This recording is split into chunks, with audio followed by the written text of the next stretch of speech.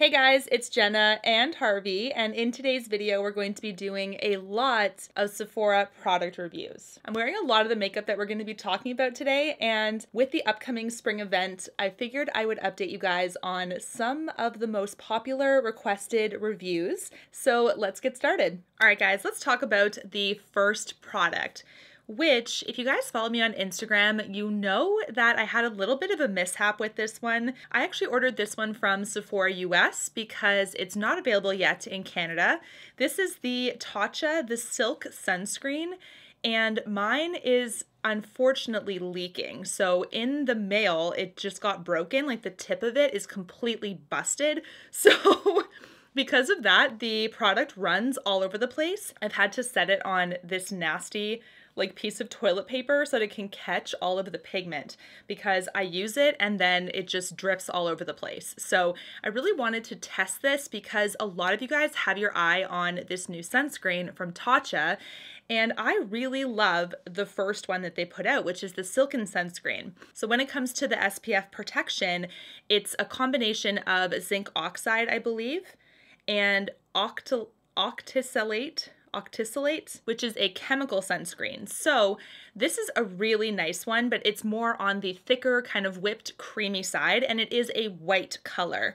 Whereas this one, the new one from Tatcha here, is completely mineral. So it's all physical sunscreens in here. And that was kind of the feedback that was negative about this original version, was for some skin types, a chemical sunscreen will clog their pores, whereas a physical seems to do a lot better. And when it comes to wearing sunscreen, you want something that you're going to be very likely to wear so you can have that sun protection. This is a lovely one from Tatcha, and it's also really nice and unique in the industry because of its color. I've tried a lot of the mineral sunscreens in the past, and they typically are quite white. So they're white, they have a soft cast on the skin, and in my opinion, it sort of makes you look a little off because that white doesn't quite dissipate into the skin fully. It's almost like 99% absorbed, but there's just that little white cast that lays on top. So that was a big problem for people deciding between a physical or a physical chemical mix or a chemical sunscreen when it came to which sun protection they wanted. You didn't want to have your pores clogged if that was you with chemical sunscreens, but you also didn't want a white cast from a physical one. They have solved both of these problems with this new one. So that's why I'm really thankful. You can see it's already leaking. I've had to wipe this 5 times. This is a really lovely one because it's a nice beige color. And because of that, it dissipates into the skin without having that white cast. It is huge. There's also a nice silky serum, very milky component to this. So it's not as thick as their first sunscreen that they have, which is a lotion kind of idea. Definitely thinner and offers a little bit more of a glow versus the original. So I like both of them. I find that my skin does totally fine with this one, which is a mix of physical and chemical, but I'm also a lucky one that I don't break out from chemical sunscreens. Whereas this one is just as lovely. I would use them both, but I do think this one is going to stand out for a lot of you guys. It almost makes your skin look better than baseline. If you just wear like a bare face and add this for your sun protection, it has a bit of glow. It sort of shrinks pores a little bit, like it sort of hides and blurs a little bit. If you have big pores kind of in here, I noticed that. There's so many benefits with this one, and it actually is really nice and hydrating. So it does have the niacinamide and hyaluronic acid. It's an SPF 50 versus this one is an SPF 35, so there's a little bit more protection there. And I just love the fact that they've kind of stood out in the industry, at least in my opinion, when it came to sunscreens. A lot of people do not like that white cast that a physical sunscreen offers you.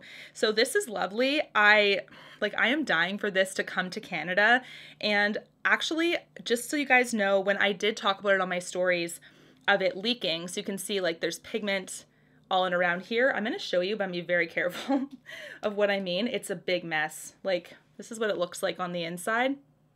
Can you see that? Like, this tip has been completely broken. It's almost like just leaking across. And then there's also like randomly like part of the container just got ripped off. I don't know what happened. Tatcha did reach out to me via DM when they saw that on my stories, and they said, did you purchase this from Tatcha's website? Because I think that you should get it replaced, and we'll be happy to replace it for you. The thing is that it complicates things because I did order it in the US from Sephora, and I got it couriered up to me in Canada. So for that purpose, like, I would have to somehow go down there, refund it, and do all that stuff. So I think I might just buy another one. I don't know. We'll see. Definitely recommend this for the upcoming sale. I recommend it right now. I think it's a lovely one. And when it comes to Canada, I will be elated. Now let's talk about the foundation I am wearing, which I have mixed feelings about. I do think that it's a nice product, but I think there's quite a bit of a learning curve to it, and there's a couple flaws with it as well that I sort of wish wasn't there. So let's talk about the new one from Danessa Myricks. This is Yummy Skin. Yummy Skin reminds me of Yummy Mummies, that show on Netflix. Which I never watched, but I was like, what is this? Like, it was really funny. I don't really know what that means, but obviously it's supposed to be like a nice skin-like foundation, which I do think it is, but there's definitely a learning curve. This is described as a medium coverage that is radiant. It's definitely radiant. The medium coverage, I would say, is not quite true. It almost yields more to a full. So you really need the tiniest amount. When I put my usual amount on my beauty blender the first time I tested this, it was way too much and looked like cake face. So you can very easily overdo this one, and that's why I think there's a learning curve, because if you're used to wearing foundation, you kind of have a routine, you know how much to put on your sponge, on your brush, whatever. Dial it way back for this one, like way back, and build. It's very buildable, but you can go cake face in 2 seconds flat, and you got to be very cautious. Otherwise, once you get the hang of it, it's really pretty. However, it's not super compatible with a ton of powders. And the reason why I say that is because if you have a very drying powder, one that's quite matte, it seems to take away the skin-like finish on this foundation. So it's almost like it's very picky. Like if you leave it just set by itself, and you put, I would say, like a radiant powder over top, it tends to do better than if you have a full-blown matte powder. It almost makes it look cakey again. So interesting, right? It's definitely one that's a little bit stubborn. So I do maintain, though, that once you get the hang of it, it actually is really nice. But the other flaw that I think about this one is that the shade range leans dark. So for this is 6N. This is the shade I picked up. It's light skin with neutral undertones, and I would say it actually is quite yellow compared to neutral. So this to me is much more yellow based, a little bit on the deeper side. You could probably go half a shade down, I think, and be totally fine. So just keep that in mind. But luckily there's no oxidizing. I do think it's buildable. I do think it claims to have a radiance, which it does. I do think that it's something that's worth checking out, but you have to go super light-handed with this one. And I actually think it's very compatible with the primer, which is the next product we're going to talk about. This is the Yummy Skin Glow Serum. There's actually a few shades in this. This is very shimmery for a primer. It's not super shimmery like a highlight, but it has quite a bit of glow to it. And this is the shade Main Squeeze, which is kind of like a peachy bronze color. So when I applied it to my skin, it's not super dark or carry a ton of peachy pigment, which I liked because I was worried it was going to come off quite deep, I guess. And this is the lightest shade in the line, but it actually doesn't. It does a good job, but I do think that it offers that little bit of glow to kind of amplify this foundation. So they do work perfectly together. I think this actually works great by itself as well. Compared to the foundation, the primer is very compatible with other products. And you don't have to worry too much about putting it with another foundation if you'd like. Definitely go for a semi-matte or a natural finish powder. We're talking like Charlotte Tilbury's Airbrush Flawless did way better with this product than like the One Size powder or the Chantecaille powder, which is like that pressed powder. That one like did not do well with it. The Laura Mercier loose powder as well, because it's more on the matte side. It just really tended to cling and get cakey. So try that Charlotte Tilbury powder if you have something that's natural finish, and it will fare much better with this foundation. Now, speaking of powders, I do have an update on the Saie powder. So this is actually one that has a radiant finish, and it does do really well with this foundation because of that. It's not overly matte, which I like. This is the Airset Radiant Loose Setting Powder from Saie, and it's the shade Translucent. You can see on the back here. I think it's the lightest shade in the line. Really like the packaging. I like the very silver metallic base. I think it's very lightweight. I do like how it closes and opens very nice. It does have a close and open type mechanism that really controls the powder well. So I do like that for a loose powder. That's the only thing that I like. I prefer to have a pressed powder just for my preferences because of the mess of a loose powder. And I like that it's really nice and controlled in this contraption here. But that being said, the holes are so small and so tightly packed that sometimes it's hard to get the product out. So it's almost like too secure, you know, but that's okay. I do think that that's, you know what, I'd rather build than have it explode my face. So I don't mind that, but just wanted to share that note when I was reviewing it. The other thing that I find is that it's slightly yellow based for Translucent. I do wish it was a little bit leaning more neutral of a shade. They did pretty good with this, but just saying it leans slightly yellow. When it comes to how it sets though, it's really beautiful. I do think the radiant finish is slight. I don't think you can expect like a glow, visible glow like Flawless Filter or a highlight. Like keep in mind this is very subtle radiance, but I really like it. And I like how it does really well with this one. I like how it does well with every base I've tried it with.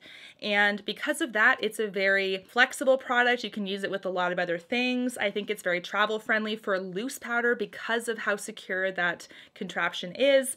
And I do think it does feel very light. So the whole point of it, like the Airset powder, is supposed to feel lightweight, not cakey or feel like you're wearing layers on your skin, and you really aren't. This is a lovely loose powder. If you are interested in a loose powder and something brand new, I don't think you'll be disappointed by this one. This is a lovely one. Let's talk about the next product, which is the JVN Pre-Wash Scalp Oil. Love this. Love, love, love this.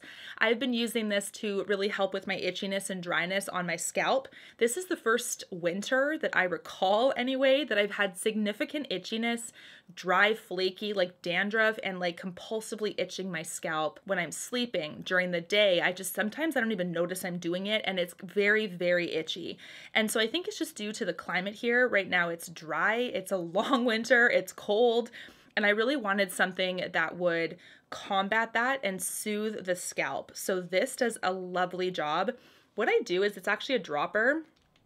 So I take the dropper out and I just put it along the scalp. I go very, very gently, and I don't use a ton because this packs an impact. So you can see there's like barely any used, but I've actually used this quite a few times. It's super concentrated, really packs in a lot of soothing oils. That's the thing, like it rejuvenates the scalp, it calms it down. When I have inflamed, like red, itchy spots, it's almost compulsive. Like once they start, it's really hard to fix. It's almost like you just have to itch it somehow. Like I remember I would just kind of go like even just put some pressure. Like I was really trying to not lift the scalp up and cause flaking, but this has really, really helped. So all I do is I put it in the scalp line. I put it in the spots that are inflamed. I put it on the spots that typically are my culprit. So that's like typically behind the ears, like right in front of the ears, sorry, right here on each side, along the hairline all the way around. So like base of the neck, up on the forehead area. And when I'm having my self-care Sunday and I just want to really treat my hair, I part my hair so many times and put this oil in so that I can really treat myself.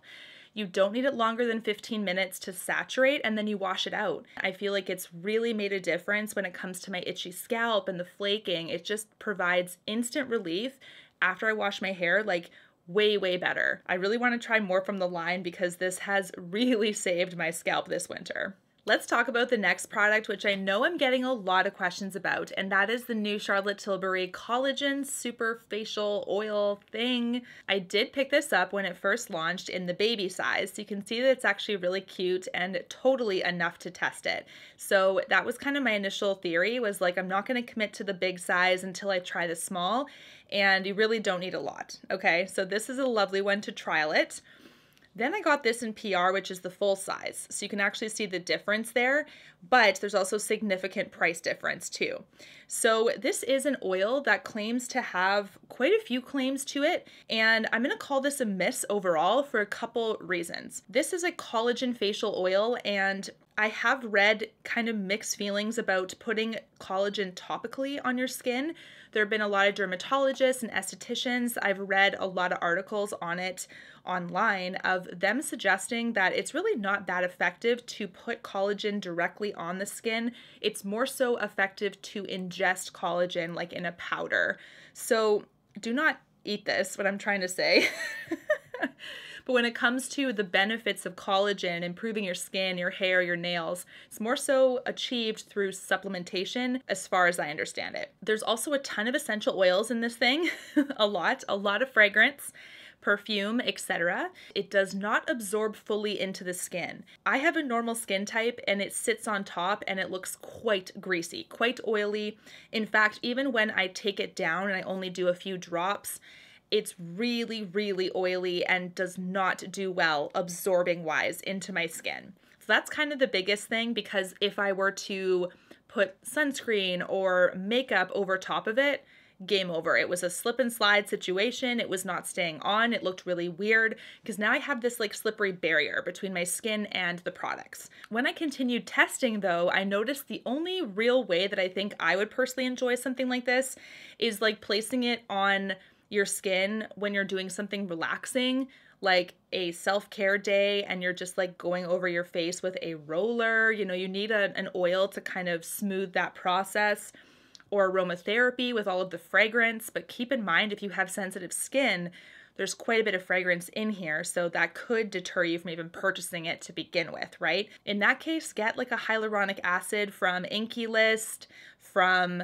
The Ordinary, from Good Molecules, way better, right? And then you can still do that self-care without having that fragrance in your face. This one surprisingly didn't irritate my skin, despite the fact that I do have a sensitivity to lavender oil and there is lavender in here.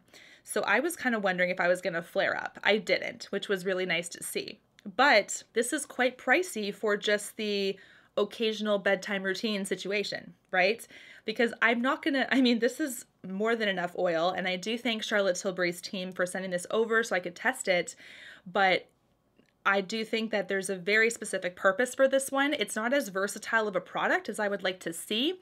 You can mix it with a moisturizer. It does a little bit better. There's really not a place in my routine for this product on a regular basis, which is why I think it's a nice treat, but it's kind of pricey for that treat times. So I think it's a miss overall. I have to talk about this palette next because this has been out for a while now. I am wearing it on my eyes today. This is the Urban Decay Wild Greens. I picked this up a while ago, and testing it, I kind of put it on the back burner because I was testing other palettes first, like the pastel palette I really loved. I was using a lot of time testing that one. This one kind of got shoved in the background a little bit. So that kind of might give you already the impression of how much I like it. It's sort of like in the background, not super exciting to me. It's definitely an Urban Decay quality palette, and by that I mean the mattes are consistent with Urban Decay mattes.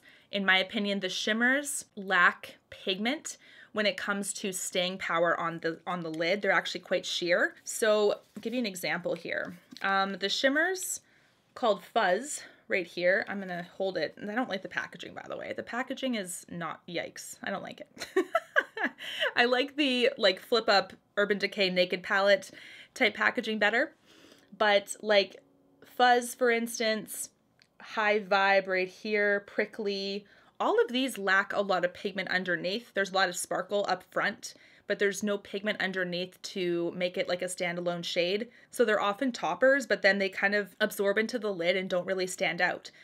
Also, like, I mean, the greens are really nice because they're unique, and I'm able to get this type of look with it, which is beautiful.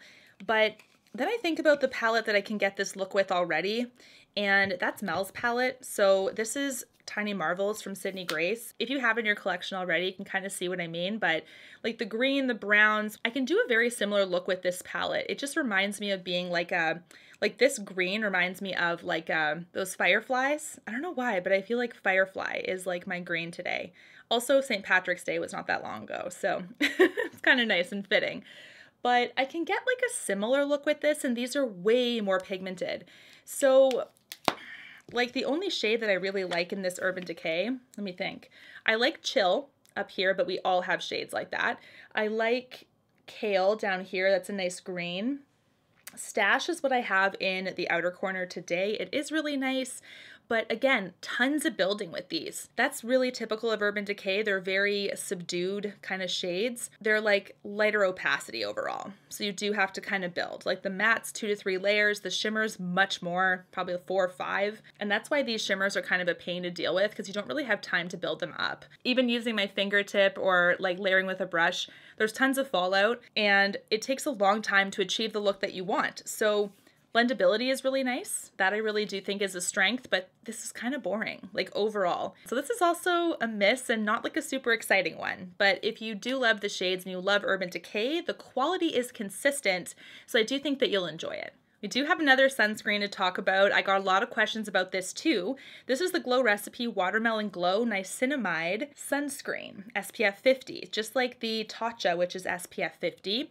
This is actually a physical chemical mix as well, so it's not a pure physical or a pure chemical sunscreen. It is a combination one, and it does offer a really nice glow component, which I like. The only thing that I would say is between the two of them, oh, this one's so messy, look at this. Ugh. When can you come to Canada? Please, this is such a mess. If I could pick between them, which is tough, I do like the Tatcha one better. Okay, so just kind of like between them, I think the Tatcha one is really, really nice. I also think this one is a close second though, but I do think that it might turn some people off to have that mix of physical chemical because some people do experience a clogged pores situation when they're using chemical sunscreens. When it comes to the glow, it's kind of like a slight pinky tint, like as per the packaging, right? So it's like a little bit like of a luminosity that the Tatcha one doesn't provide, but the Tatcha one is almost more natural. I will be using this. I do really like it. I do think that it's a lovely one for that sun protection. It's a little bit thicker than the Tatcha one, but if I could pick between them, the Tatcha is definitely superior. Let's talk about this foundation, which is interesting. It reminds me a lot of the Chanel water, oh, what's it called? Chanel Le Tint something? It had all of the pigment beads. So this is very similar to that Chanel product. This is from Rose Inc. This is the Skin Enhance Luminous Tinted Serum. So we were talking initially about the Danessa Myricks foundation, how it leans a little bit dark when it comes to the spectrum of shades. This one leans on the lighter side, which is interesting. So I picked up the shade 040, which is light to medium. It's definitely more light than medium. So what you have to do to administer it is take the cap off. You put it on the back of your hand first or a tray. Absolutely necessary to do that because you have to mix it together to break those pigment particles and like mix it with the serum base. Very important to do that, otherwise it looks very uneven. So that's what you do. It's very luminous. I do like the fact that it feels very serum-like. The Chanel one is a little bit thinner in my opinion than the Rose, but this one is still really lovely. I just think that you have to make sure you're applying this more so with a brush. I think it's better than a sponge, just like the Chanel product. Go with a denser brush for this as well, because then you can really swirl it in, make sure it's even. But it is definitely a sheer product. This is a skin tint. We're not talking about heavy coverage at all. It is buildable, but to a degree. So you could probably build it like to a light, maybe. Like this is very sheer to light. Medium is really not going to happen, and certainly not a full. So if you do have some stuff to hide, you're going to have to use concealer for that. For myself, right? Like I do have some acne to my chin. I've always been fighting with that. And I have redness to my cheeks. This did not cover the redness for sure. Even when I was building it up, it certainly didn't. So for those of you that have much more even complexion, I am very jealous, and I think you'll actually fare really well with this. Keep in mind though, a little thicker than the Chanel for those that are wondering the difference. And you can feel free to go half a shade or a shade up, definitely, and feel comfortable. This one pulled a lot lighter than I thought. So do I like it? Yeah, I do. I'm not in love with it. So I do think it kind of will work better for those of you that have less to hide, like redness and texture and all that stuff. It'll bear much better. So it is more so for people that like that sheer glowy coverage. It is luminous. Love that about it. And it's a nice one to kind of throw on for like a quick, everyday friendly look, but the redness on my cheeks makes it really hard to fully be in love with this one because it doesn't quite hide it on its own. Lastly, we have the Iconic London Duo. So this is, I'm getting a lot of questions about too. This is the Silk Glow Duo in Rose Glow. There's one other duo in this. So this is really beautiful, by the way. I love the highlight. It sort of has a bit of a pinky undertone to it, and this blush is really beautiful for spring. I do think the embossment in the powders is not super pressed tight, so you don't have to worry about an uneven application on the brush. This is a lovely spring blush. It's very beautiful, like coral pink color. I would say it's like medium opacity, so you can go like light to medium handed with it. You don't have to be super careful that it's like very highly pigmented and you have to worry about that. Very buildable, has this teeny bit of a glowiness to it, and it's a perfect spring color. So this is a lovely one. I do think this is great. I have been very impressed with Iconic London. I really love their setting spray as well. So I'm glad that this is another hit from the brand. What do you guys think of all these products? Do let me know down below all of your thoughts. Thank you so much for watching, and until my next one, take care and stay safe. Bye guys.